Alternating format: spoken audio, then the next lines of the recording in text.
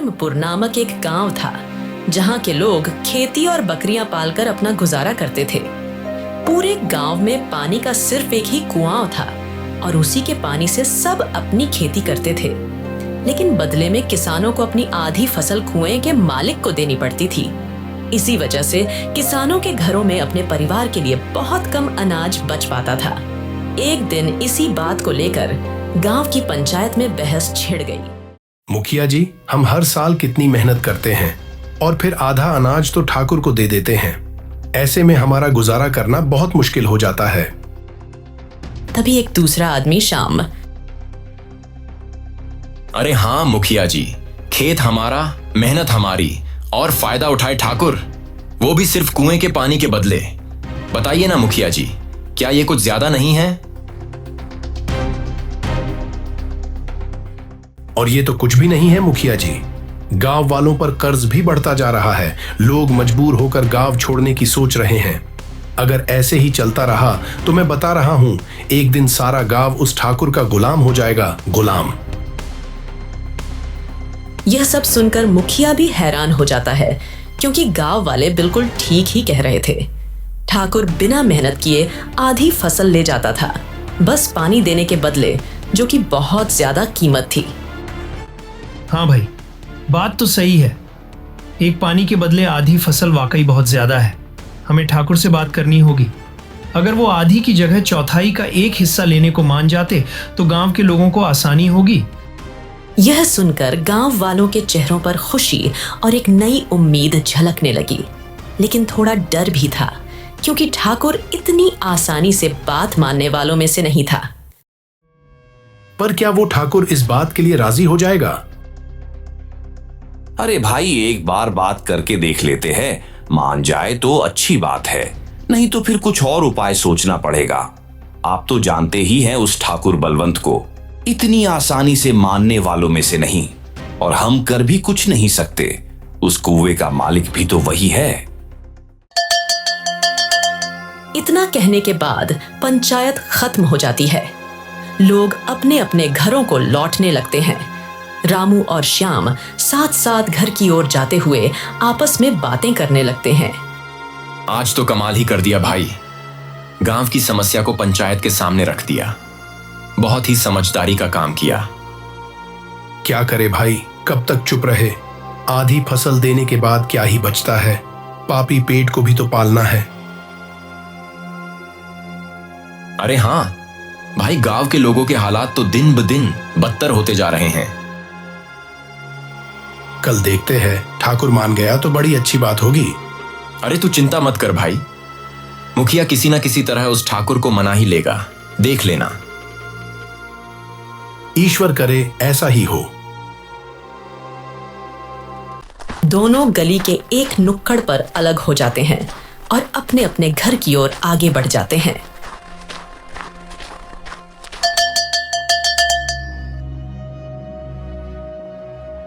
अरे अम्मा, वो आज पंचायत में सारे गांव के लोगों ने एक बात रखी है।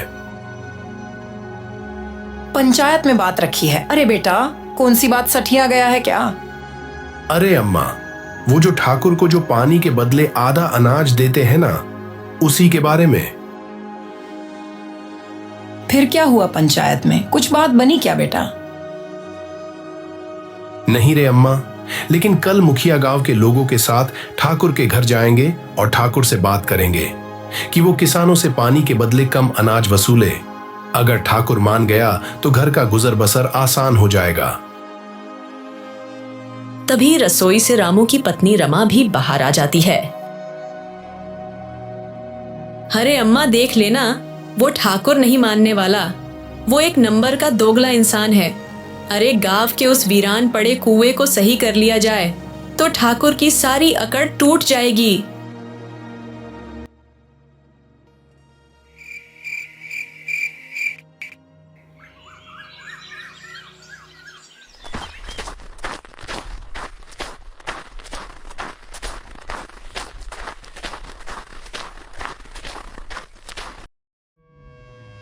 अरे वाह, इतनी भीड़ भाड़ लेकर मेरे दरबार में कौन आ रहा है? बोलो मुखिया, क्या माजरा है?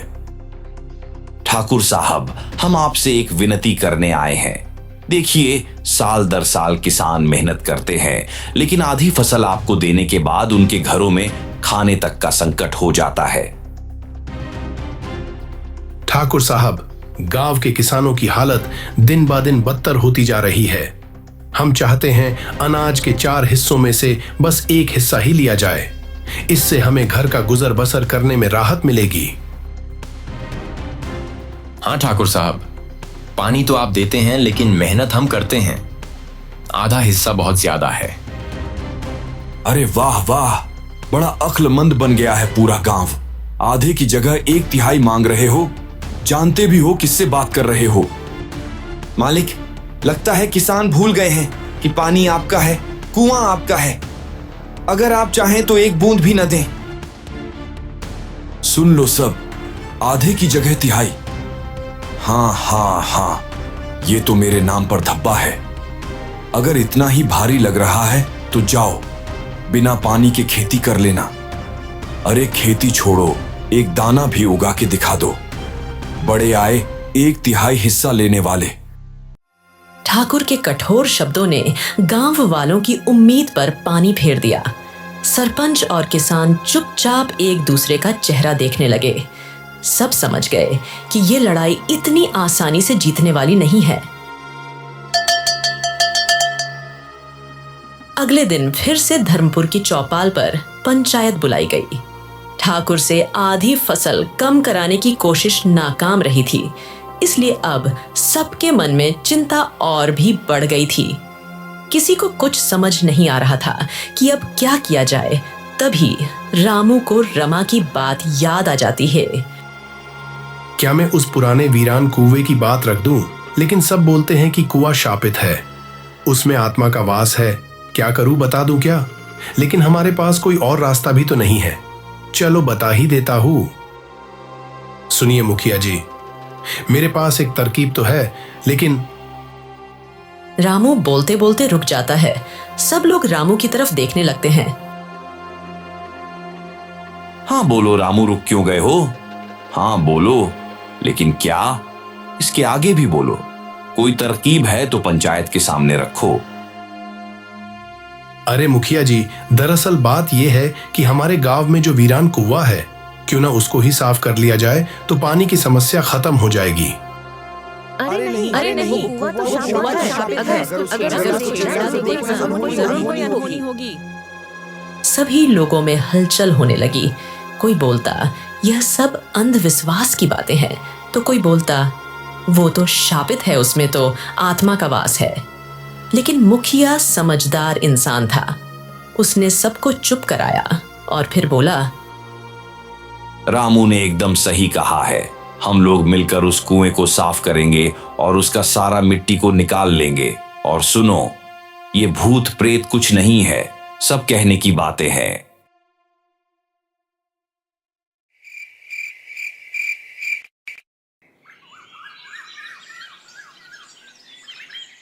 अगले दिन गांव वाले आपस में जुटते हैं और पुराने कुएं की मरम्मत का काम शुरू कर देते हैं।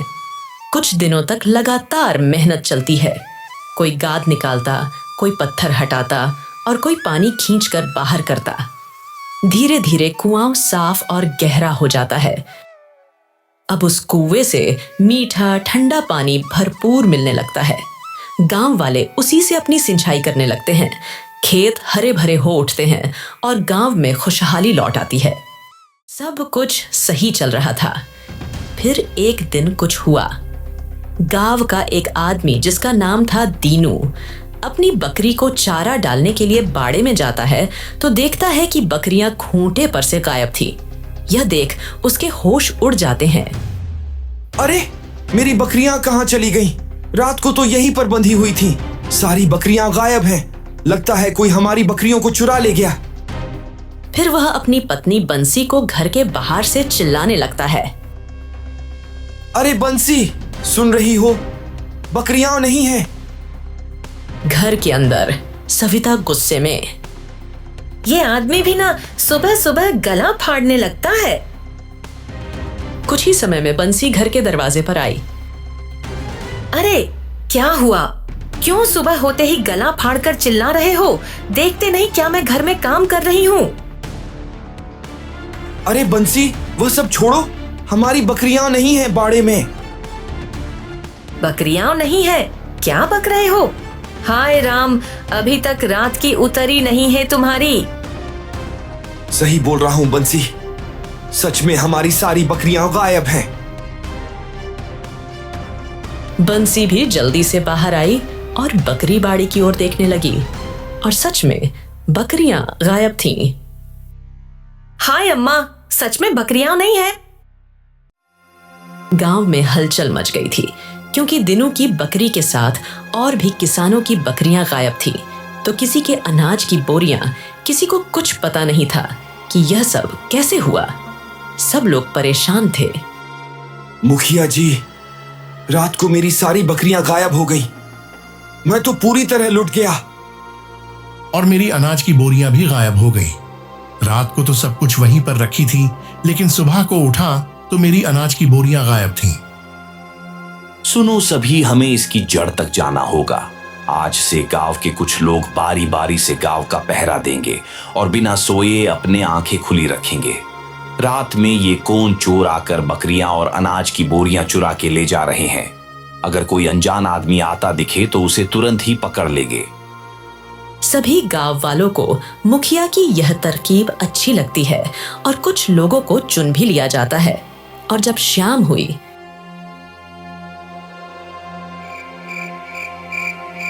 और धीरे धीरे रात भी बढ़ने लगी, गांव के कुछ लोग पहरा देने लगते हैं।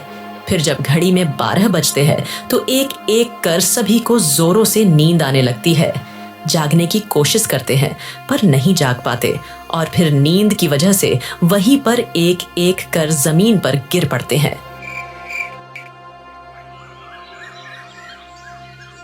फिर जब सुबह हुई तो गांव वाले देखते हैं कि पहरा देने वाले लोग वहीं जमीन पर गिरे पड़े हैं और गांव के कुछ किसान की बकरियां और अनाज की बोरियां भी गायब हो गई थीं। फिर गांव का एक बुजुर्ग आदमी, अरे यह तो होना ही था। मैंने तो पहले ही कहा था कि उस कुएं को मत छेड़ो। वह कुआं शापित है। इसमें किसी भी तरह की अनहोनी हो सकती है। यहाँ शैतान का वास है। लेकिन मेरी किसी ने नहीं सुनी। अब भूख तो। बुजुर्ग की बातें सुनकर गांव में सबका मन थोड़ा डर और आश्चर्य से भर गया। अब हर कोई सोच रहा था, क्या सच में कुएं में कोई शापित रहस्य है? अरे काका, ये क्या बोल रहे हो? हमने कुआं सही किया ताकि सारा गांव पानी पी सके और खेतों में सिंचाई हो सके। उस लालची ठाकुर के कुएं से निजात मिल सके। आप ऐसा बोलकर गांव वालों को क्यों डर रहे हो? डरा नहीं रहा बेटा, सच बोल रहा हूं। देख लेना, अभी तो बहुत कुछ होगा। ठहरो जरा।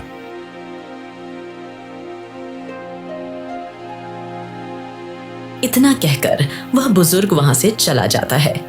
बुजुर्ग की बातें सुनकर गांव वालों के दिल में थोड़ी सी बेचैनी और डर जाग उठता है। सरपंच जी, ऐसे कब तक चलेगा? गांव में अब बहुत सारी चोरियां होने लगी हैं, लेकिन अभी तक कोई भी सुराग नहीं मिला कि यह सब कौन कर रहा है और कैसे हो रहा है। रामू, हमने सब कुछ करके देख तो लिया, लेकिन अभी तक एक सुराग भी हाथ में नहीं लगा। अब तो ऊपर वाला ही कुछ चमत्कार कर सकता है।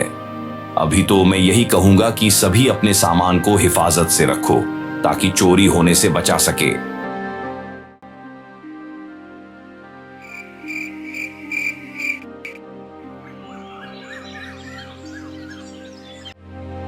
अगले दिन रामू का बेटा मदन भी शहर से पढ़ाई कर अपने गांव आता है और गांव में हो रही घटनाओं का पता चलता है तो वह अपने पिता से, बाबा आप परेशान मत होइए, देख लेना, हम इसका पता लगा लेंगे कि गांव में ये सब कौन कर रहा है। क्या बताए बेटा, हम सब कर चुके हैं, लेकिन जैसे ही रात होती और 12 बजने पर सभी गहरी नींद में सो जाते हैं। अब तुम ही बताओ, चोर को पकड़े भी तो कैसे? इतना सुनते ही मदन कुछ देर के लिए सुन्न हो जाता है और सोचने लगता है और मन ही मन में, ये कैसे हो सकता है? पूरा गांव 12 बजते ही सो जाता है। ये बात कुछ हजम नहीं हुई। फिर उसको एक तरकीब सूझती है और अपने पिता से बोलता है, बाबा आप एक काम करिए, गांव के कुछ लोगों को बुला लीजिए आज रात को ही हम उस चोर को पकड़ लेंगे। पर बेटा, मैंने बोला ना, इस गांव में 12 बजे बाद सभी को अचानक नींद आ जाती है, फिर चोर को कैसे पकड़ देंगे? अरे बाबा, आप उसकी चिंता ना करो, अपने बेटे पर विश्वास करो बस। आप जल्दी से कुछ लोगों को बुला लो। कुछ ही समय में रामू गांव के कुछ आदमी को इकट्ठा कर लेता है और बोलता है, ठीक है बेटा, सभी आ गए हैं, बोलो क्या तरकीब है? आप सभी के घर में जो कुएं का पानी आता है उसे चूल्हे पर एक बार गर्म कर लीजिए। मुझे विश्वास है कि कोई ना कोई कुएं में नींद आने वाली दवा मिला रहा है, जिससे पूरा गांव गहरी नींद में सो जाता है। अगर ऐसा है तो आज रात आप सभी को नींद नहीं आएगी, और जैसे ही 12 बजे आप सब बस नींद आने का नाटक करना, फिर जब चोर गांव में आए तो उसे पकड़ लेना। अरे वहां रामू, तेरा बेटा बहुत ही बुद्धिमान है। अगर इसने जैसा सोचा वैसा है तो आज रात को चोर जरूर पकड़ा जाएगा।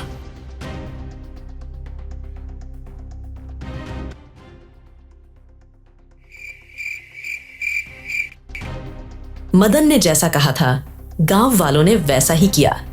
धीरे धीरे शाम हो गई, आसमान में चांद निकल आया और गांव की गलियां सुनसान हो गईं। फिर वह घड़ी आई, रात के 12 बज गए, लेकिन किसी को नींद नहीं आई। मदन की तरकीब काम कर गई थी।